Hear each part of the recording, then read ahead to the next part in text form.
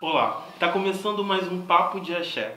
Eu sou Renato Rosa e hoje estou substituindo a Daniele Pacheco e a gente vai começar mais uma conversa, essa roda de conversa que toda semana tem trazido um pai de santo, uma mãe de santo, babalorixá, maior-orixá, para conversar um pouco sobre as nossas religiões de matrizes africanas.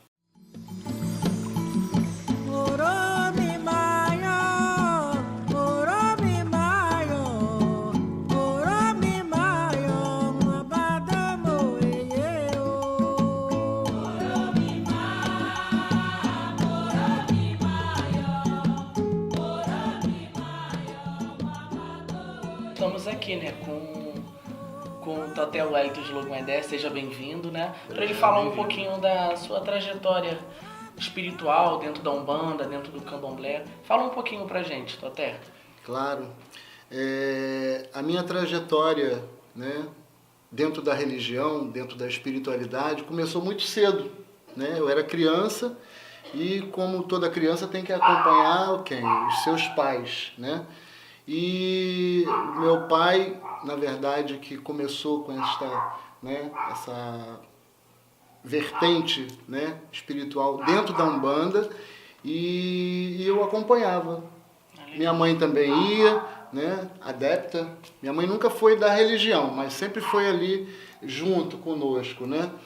Então, o meu pai conheceu hoje não está mais entre nós, né, Dona Luísa, que recebia a Dona Vovó Catarina das Almas, né, uma preta velha maravilhosa, que até hoje a gente reverencia ela, né?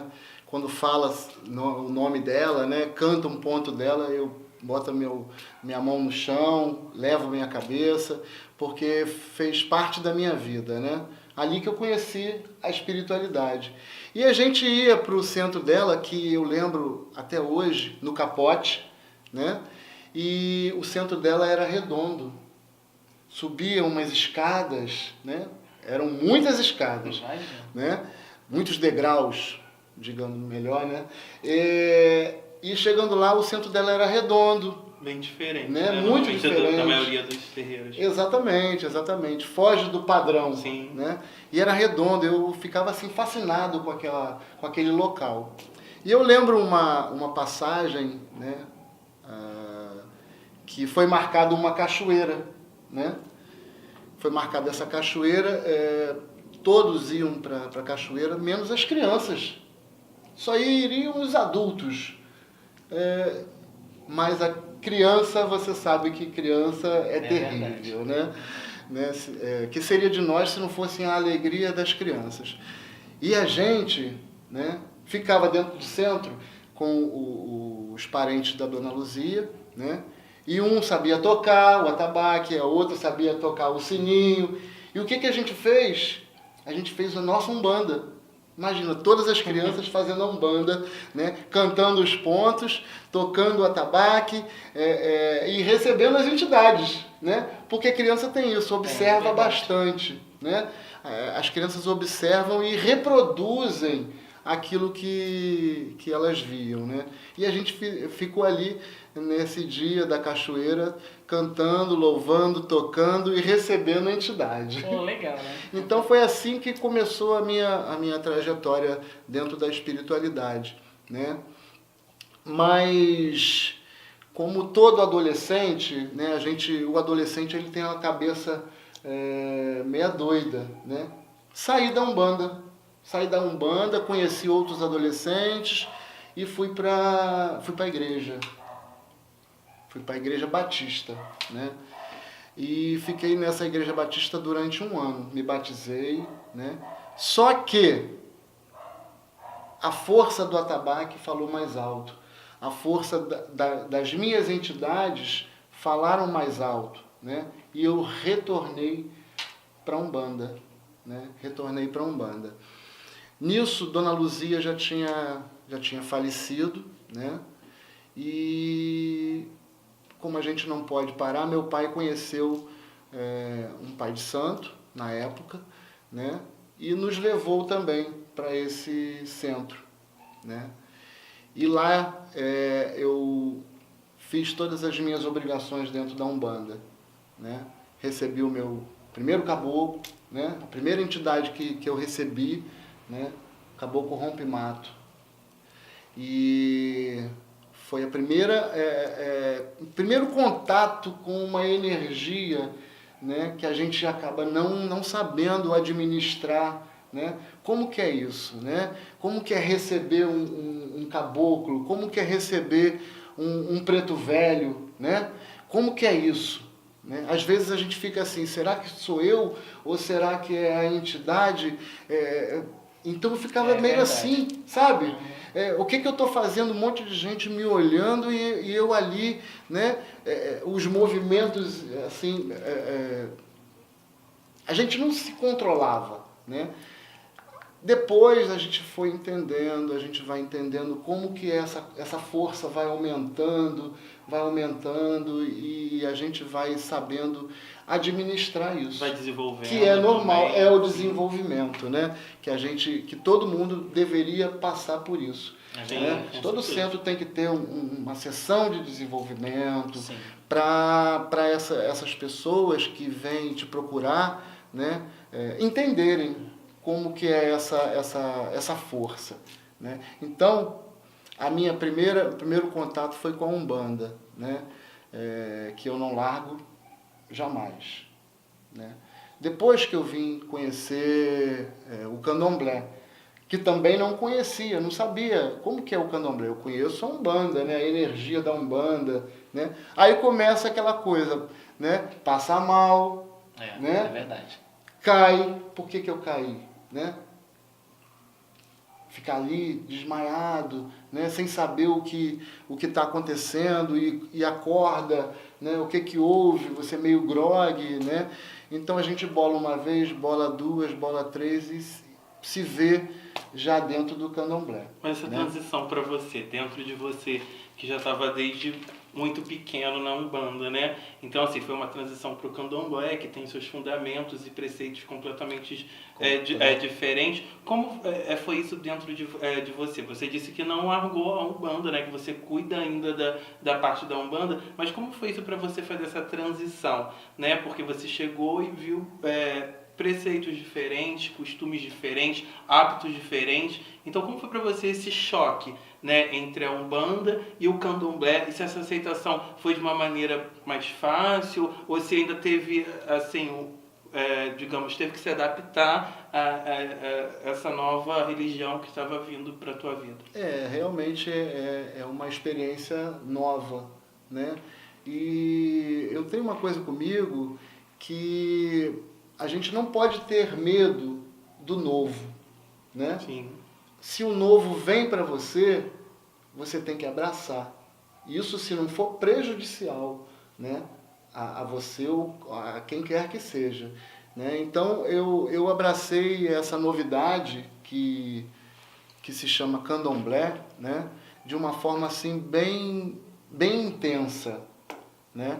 Bem intensa, sim, porque eu comecei a aprender, né, a descobrir o que é o orixá, o que é essa energia que é totalmente diferente de energia de Umbanda, né? É totalmente diferente.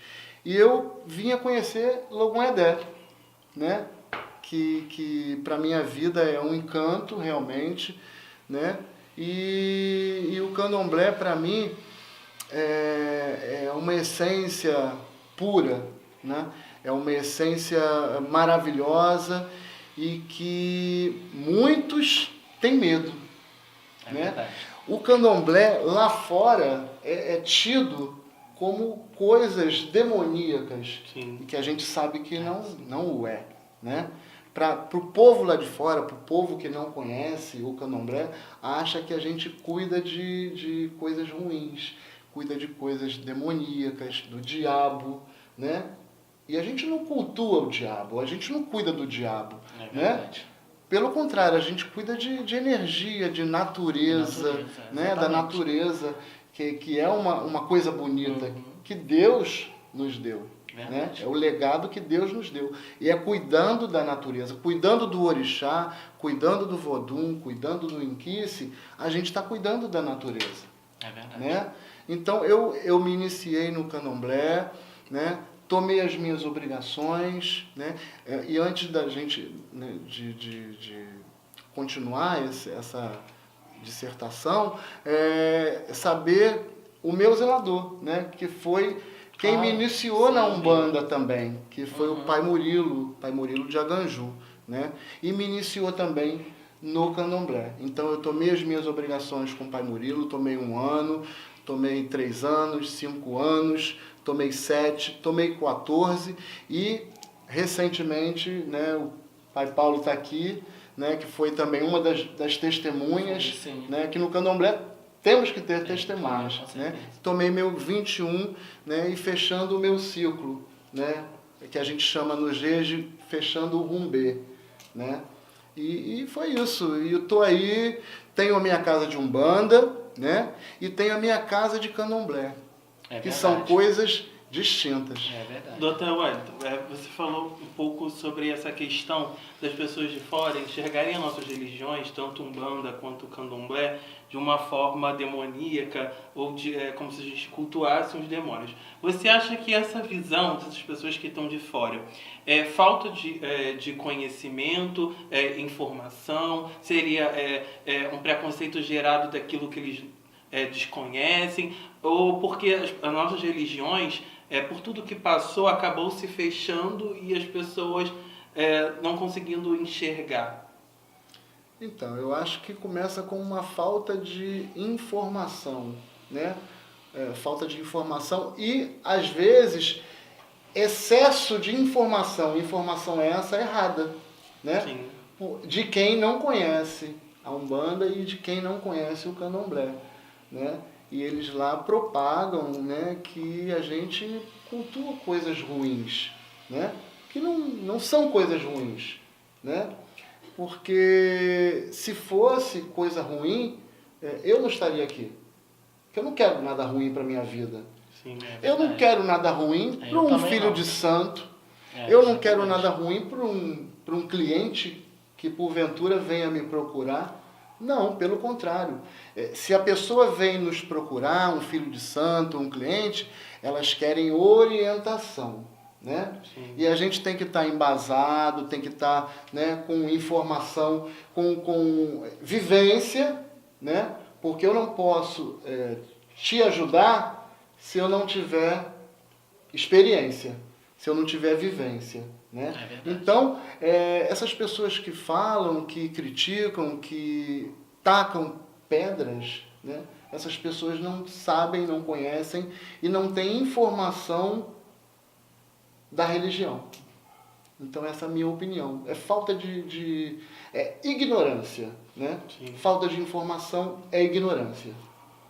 Eu acho por isso que é sempre importante a gente estar abrindo nossas casas, tanto de Umbanda quanto de Candomblé, para estar recebendo né, a comunidade, né, para que as pessoas possam estar conhecendo mesmo, né, porque eu sempre tenho visto muitas pessoas que chegam curiosas, né, tem aquelas pessoas que vão porque precisam, tem aquela necessidade espiritual para ser trabalhada, mas também a gente tem recebido cada vez mais as pessoas que vão por curiosidade, para conhecer, para saber, para ver como é, porque ouviram ou coisas que eram totalmente diferentes, vão para ter aquela prova se realmente é aquilo e saem de lá maravilhadas, vendo que a gente, como o senhor disse, a gente não cultua nenhum demônio, a gente cultua os orixás, a natureza, as nossas entidades, né, e tudo aquilo de benéfico que a espiritualidade traz para a nossa vida e para aqueles que precisam tanto da ajuda. Claro, com certeza. É verdade, é uma troca de informação, né? A gente abre para poder fazer uma troca de informação, né? Para falar um pouco da nossa cultura, né? Para levar para as pessoas. Por isso, Pai Paulo, que eu acho primordial os dirigentes sempre estarem informando, né? Passando, né? O que aprendeu, o que adquiriu para os seus filhos. É verdade. Né? Para que essa informação não se não morra. Não se Né? perde, não se perde. É como a gente estava conversando ainda há pouco nos bastidores, né? Que os antigos não tinham informações, não tinham acesso à informática, né? À internet, a livros, à cultura, à leitura, à escrita. Então, muitas coisas se perdeu. Sim. Né? Muitas coisas se perdeu.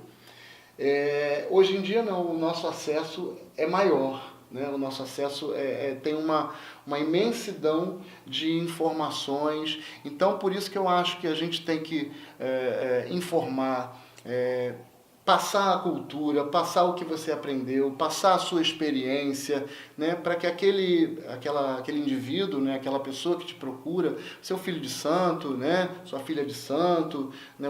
Os adeptos, não fiquem morrendo na praia, né? E acabam, ficam perdidos e vão procurar outros caminhos. Sim. Né? E isso que eu acho importante, a gente não deixar morrer. Né? A gente tem que passar a informação, Sim. tem que passar a nossa cultura, o que você aprendeu, o que você viveu, até a mínima experiência que você acha de repente que não tem importância, tem importância. Sim, Né? é verdade. Tem importância. Eu saber o porquê de cada ritual, porque cada objeto, cada fundamento. É sabido também que nem tudo a gente pode passar assim como um turbilhão. Tudo tem seu tempo, tudo tem seu momento, tudo tem a sua hora, né? Para ser passado.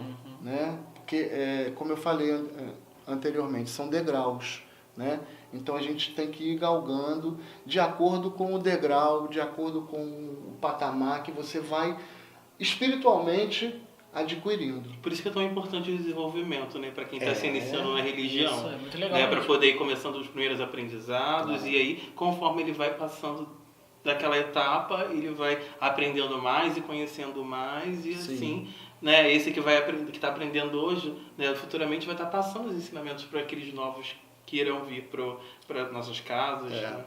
E assim, voltando a mencionar o meu zelador, né, o pai Murilo, ele foi o meu grande professor, né? E eu até hoje aprendo com ele, né? Porque além de ser mais velho do que eu, né, teve a possibilidade de me passar essas orientações. E eu também sou um pouco curioso, né? Assim, eu sou curioso, sou observador, né? Eu indago no momento certo, na hora certa, né? Eu sei que eu vou ter aquele momento, né? De perguntar aquilo que está atrás da minha orelha, a minha pulguinha que está ali, né? Me coçando. Então, às vezes, muitas coisas que a gente aprende é perguntando, é observando. Sim. Né? Até mesmo assim, indo na casa de amigos, né? Não que a gente vá pegar aquilo, né? Ah, é bonitinho aquilo que pai Paulo fez lá, não sei o quê, pá, vou levar para minha casa. Não. Cada casa tem o seu fundamento, né? Sim. Cada nação tem o seu fundamento. Então, o que se faz numa casa de Jeje não se faz numa casa de Queto ou de Angola, né? Então, cada um tem que fazer aquilo que aprendeu dentro da sua nação, da sua região. É verdade. Né? Não é verdade? Verdade. E há quanto tempo o senhor está de casa aberta em Tempo-Açu? Olha, tem mais ou menos 13 para 14 anos. Bastante né? tempo. Eu, quando tomei meus 7 anos, eu ganhei um presente, né? Às vezes a gente acha que o presente foi você que comprou, né? A gente que é da religião, a gente sabe que não foi o meu dinheiro que comprou, foi alguém que me deu, né? E eu tenho uma veneração, eu venero um Exu chamado Tranca-Ruas de Imbaré, né? E foi Tranca-Rua que me deu aonde eu estou hoje, né? Eu tomei meus 7 anos e tinha que levar o meu santo junto comigo, né? Então eu tinha esse terreno, tinha o espaço, né? Construí um quartinho, né? E coloquei meus santos lá, sem pretensão alguma de um dia ter um espaço para tocar uma umbanda ou tocar um candomblé. Eu queria cuidar do meu santo, né? Acender a velhinha dele, né? Dar o océzinho dele, né? Responsabilidade? Não queria, não tinha essa pretensão. Mas a gente não se manda, né? A gente não se governa, a gente é governado. Então, Tranca-Rua me deu esse espaço, né? Então eu fui começando a tocar uma vez por ano, né? Sempre na época de junho, né? Eu tocava para Tranca-Rua, né? Chamava meus amigos, chamava as pessoas, os parentes, né? Então a gente fazia essa reunião. Eu comecei a tocar a minha umbanda, tocar para Tranca-Rua, na verdade, no meu quintal. Eu não tinha todo, não tinha varanda, não tinha um espaço. Eu tocava no chão, né? Chamava os amigos, tocava lá o atabaquezinho, o ogã lá e tal. E ali começou. E foi tomando uma proporção, um vulto, né? Que quando a gente vê, tá lá, a coisa pronta, né? Aí vem um cliente, aí esse cliente vira filho de santo, e assim vai, né? Assim vai. E hoje eu graças a Deus, graças a Tranca-Rua, né? Graças a Logum Edé, óbvio, né? Hoje eu tenho a minha casa de umbanda, tenho a minha casa de candomblé, e toco, né, as minhas coisas. Todo mês tem uma função diferente, né? E assim eu tô até hoje. 13 para 14 anos. Isso é legal. E o que significa Logum Edé na sua vida, né? Tem que responder? Tem. Logum Edé é tudo na minha vida. É como a gente estava conversando antes, né? Eu não conhecia o candomblé. Eu não conhecia essa energia, né? Então eu comecei a descobrir o que era Logum Edé, o que era esse encanto, o que era esse menino, né? Esse caçador, esse pescador, né? Filho de Oxum, filho de Odé, né? Então eu comecei a descobrir o que é Logum Edé. Logum Edé é tudo na minha vida, é meu ar, né? Eu acho que muitas pessoas já falaram isso nessa mesa aqui, né? O ar que eu respiro, né? E eu durmo Logum Edé e acordo Logum Edé. E eu não perco, Pai Paulo, eu não perco a minha fé por nada. Por nada, eu também. Por nada. Passo por dificuldades, como todo mundo passa. Às vezes as pessoas pensam que quem é zelador, zeladora, dirigente espiritual, não tem problemas. Verdade. Nós temos problemas também. E muitos, né? Muitos problemas. E às vezes a gente tem que administrar isso tudo sem transparecer para as pessoas, né? Mas a gente tem problema também, a gente tem dificuldades, a gente paga conta também, a gente namora também, né? A gente estuda também. Então, somos seres humanos, não somos diferentes de ninguém. Entende? Fala um pouquinho assim, como é que é levar uma casa, né? Uma casa de santo, uma casa de candomblé, né? Como é que é, né? Para as pessoas entenderem um pouco. É difícil. Não é fácil, não. Não é fácil porque, como todo lugar, tudo envolve dinheiro, né? Então, eu acho que é pertinente a gente falar disso, né? Tudo envolve dinheiro. Então, para você fazer um ritual, uma festa, uma reunião, né? Onde você vai receber amigos, receber clientes, adeptos, né? Ali você tem que servir uma água, você tem que servir um café, né? E no final, como é de praxe, a gente sempre tem uma reunião para um bate-papo, né? Então a gente tem um refrigerante, tem um lanche, né? Então, e tudo requer dinheiro. E hoje em dia administrar uma casa, né, espiritual é difícil porque as pessoas não entendem isso, né? Então você acaba tendo que estipular, olha, hoje a gente vai fazer festa tal, hoje vamos ter uma reunião tal, vamos precisar disso, disso, disso. Então você acaba pedindo uma contribuição e muitas vezes você não tem, né, o retorno necessário e acaba você tendo que, né, colocar do seu próprio bolso, tirando do seu trabalho, porque a reunião vai acontecer, a Umbanda vai acontecer, o Candomblé vai acontecer, os convidados já foram chamados. Exato. Então você tem que receber. E eu acho que a gente sempre tem que receber muito bem as pessoas. É verdade. Porque as pessoas saem de suas casas, né, saem de suas residências, vêm do seu trabalho, às vezes cansado, né? E ali você, né, vem o quê? Reverenciar, aplaudir, bater palmas, cantar, louvar, né? Sim. E nada melhor do que você, né, dá uma boa recepção. Uma boa recepção. É então, assim, é difícil administrar esse, né, esse local, esse recinto, né? É difícil. Eu tenho muita dificuldade, mas assim, persevero, né? Por mais que a gente não tenha, né, esse retorno, a gente tem sempre que bater na mesma tecla e fazer com que as pessoas entendam que uma andorinha nunca vai fazer verão. É verdade. A gente precisa sempre de todo mundo. A gente precisa sempre dessa união. Dar a mão, né? Dar a mão Isso um ao aí. outro. Abraçar entende? Abraçar a causa. Isso aí. Né? Abraçar a causa. Isso aí. E o que você tem a dizer assim, para o jovem hoje de axé, né? Para os jovens que estão entrando para a religião, o que você tem para dizer para eles assim, né?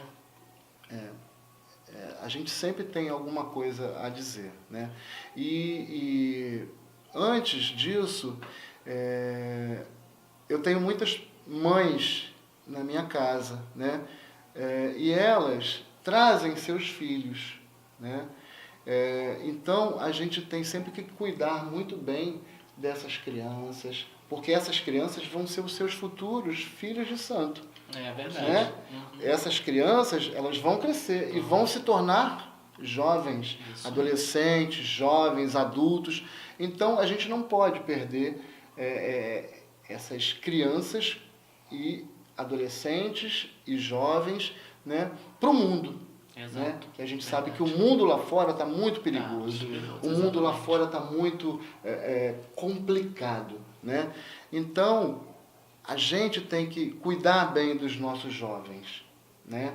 E mostrar para eles que a nossa religião é tão boa quanto a do nosso vizinho. É verdade. Né?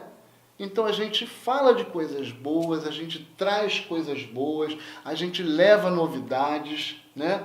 A gente dá cultura, porque as casas de candomblé, de umbanda hoje em dia, também leva cultura, né? Leva cultura, leva cursos, né? Capoeira, porque a gente tem os nossos ogãs, né? E muitos deles são capoeiristas, são mestres de capoeira, né? Então a gente sabe que esses jovens vão vislumbrar esse toque, esse atabaque, né? A dança, né? E eu acho assim muito legal quando a gente encontra casas que dão esses cursos, né? Curso de atabaque, curso de dança, curso de urubá, né? De cantos, né? E é importante. Então a gente tem que trazer os jovens para perto da gente. É verdade. Sempre. Não podemos deixar escapar das nossas mãos. Com certeza.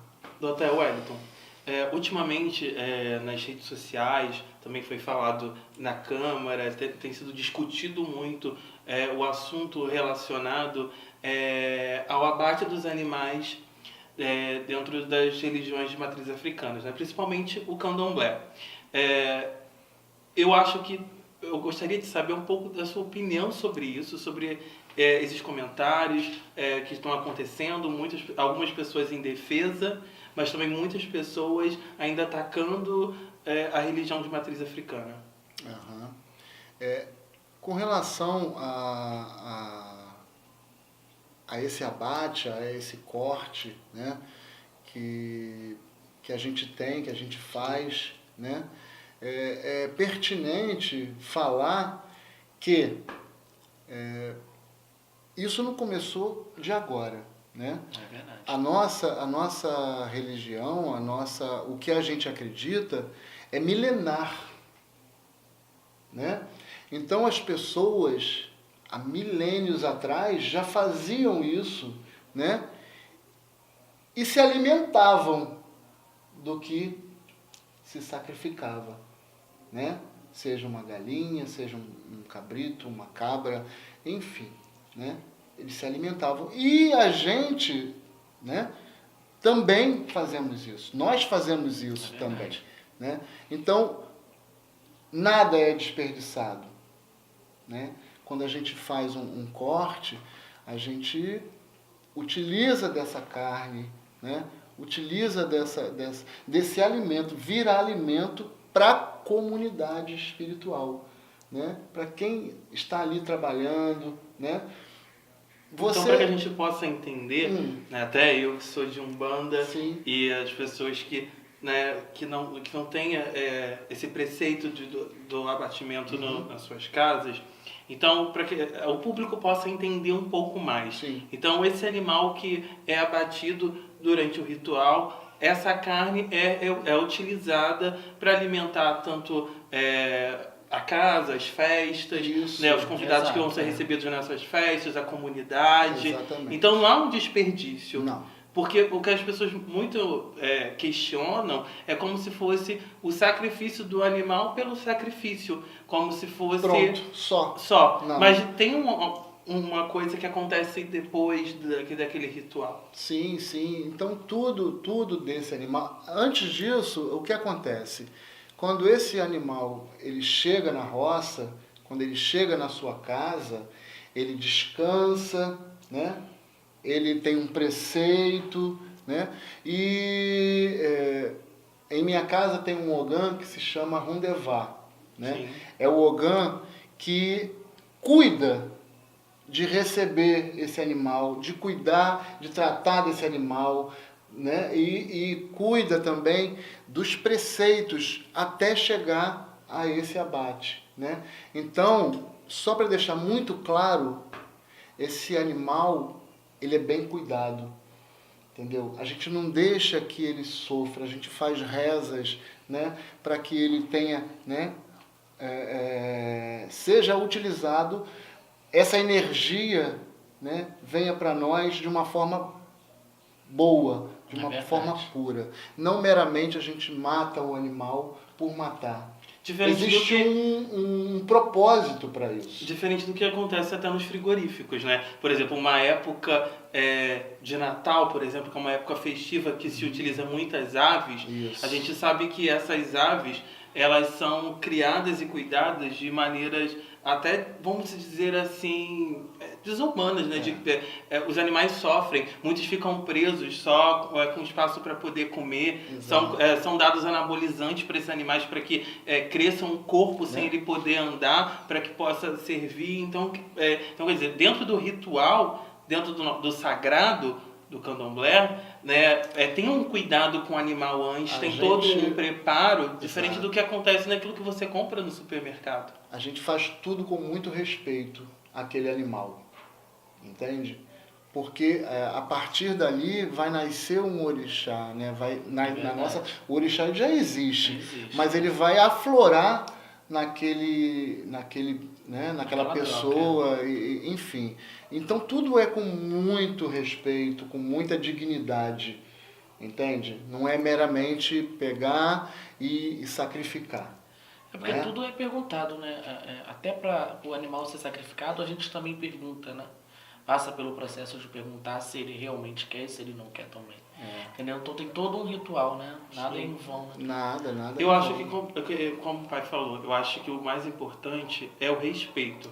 Eu acho que o que está se faltando um pouco é o respeito com a tradição dos cultos afro-religiosos. Eu acho que o ataque tem... Porque existem outras religiões, né, no mundo que fazem o sacrifício, mas não são tão atacadas como as religiões de matriz africanas.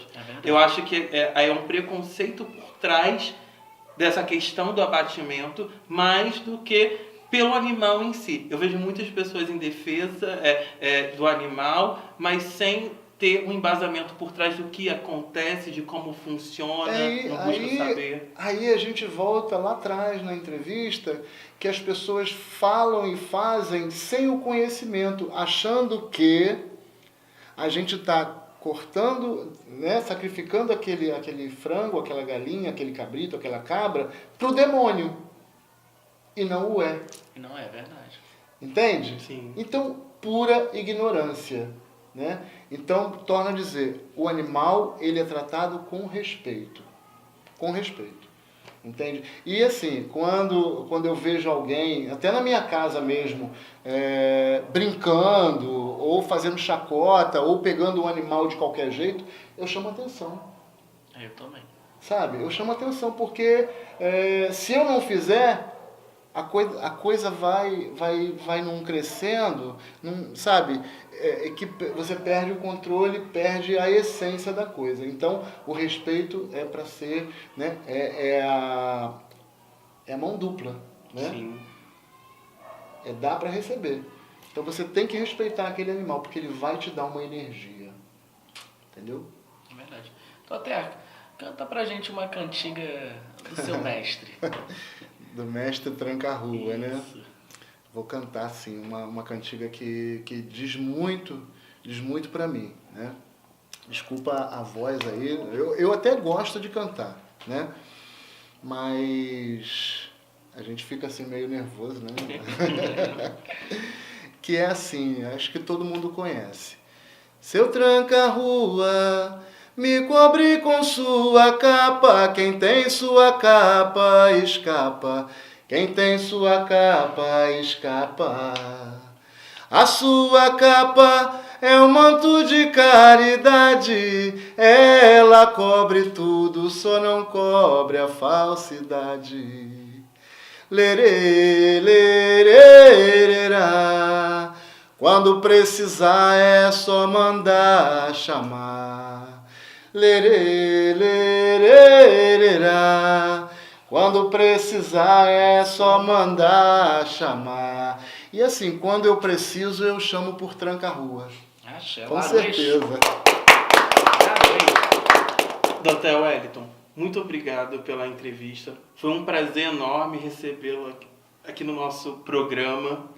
Eu acho que é sempre um prazer a gente aprender, né, conhecer, trocar informações, porque, como a gente sempre diz, né, é trocando, é conversando, que a gente se conhece, se entende e cada vez une mais os laços, que não importa se é Umbanda, se é Candomblé, qual é a nação, nós temos que estar unidos em prol das nossas religiões de matrizes africanas, em defesa de toda essa intolerância que temos sofrido.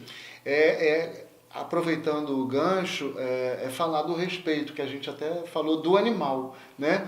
Mas a gente também tem que respeitar o ser humano. Às vezes eu vejo, assim, eu observo muito, sempre como eu falei, eu sou muito observador, né?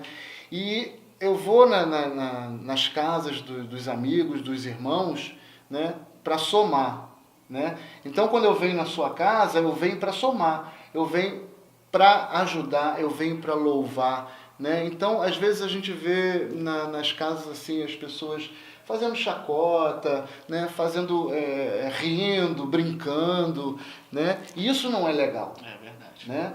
Se é para fazer isso, é melhor ficar em casa. Exatamente. Eu sou dessa opinião. Eu também. Se é para... E a intolerância, às vezes, né? Não vem lá de fora também, não. Sim. É verdade. Às vezes a intolerância está dentro da nossa casa. É verdade. E a gente está ali sem saber, né? Então, vamos respeitar, vamos ajudar, né? O irmão, né? Um amigo, né? Isso é muito importante. Ajudar, né? Quem quer que seja. Né? Às vezes você passa por uma dificuldade ou tem uma coisa ruim que acontece, então a gente tem que ser solidário um com o outro, dar a mão um ao outro. Né? Eu acho que a gente cresce mais e a gente tem mais a ganhar. Se a gente fizer isso aqui, ó, dá das as mãos, mãos, sempre. né? Ninguém larga a mão de ninguém. Ninguém larga a ninguém, mão de ninguém. Porque a gente canta na Umbanda, né? Refletiu a luz divina com todo o seu esplendor. Vem do reino de Oxalá, onde há paz e amor. Luz que refletiu na terra, luz que refletiu no mar, luz que veio de Aruanda para nos iluminar. A Umbanda é paz e amor, é o mundo cheio de luz, é a força que nos dá vida e a grandeza nos conduz. Avante, filhos de fé, como a nossa lei não há, levamos ao mundo inteiro a bandeira de Oxalá. Levamos ao mundo inteiro a bandeira de Oxalá. É isso aí. Se a gente fala da bandeira de Oxalá, a bandeira é o quê? É paz. É a paz. É amor. Verdade. A gente tem que ter isso nos nossos corações também. Então essa é assim a minha mensagem para todas as pessoas que estão nos assistindo. Levantar a bandeira, segurar a bandeira e levantar com amor. Axé. Toté, muito obrigado pela sua presença aqui hoje na nossa Associação Irmão de Axé. É um prazer e é uma honra, né, estar aqui do seu lado, Toté, meu amigo de sempre, né, meu amigo do coração. Axé. Está sempre presente na nossa festividade, na nossa casa. Estamos sempre juntos aí, porque daí muito obrigado mesmo de coração. Eu que agradeço. Muito obrigado mesmo pelo convite, né? Que vai ter vários. Axé. Axé. Valeu. Axé. E axé para vocês.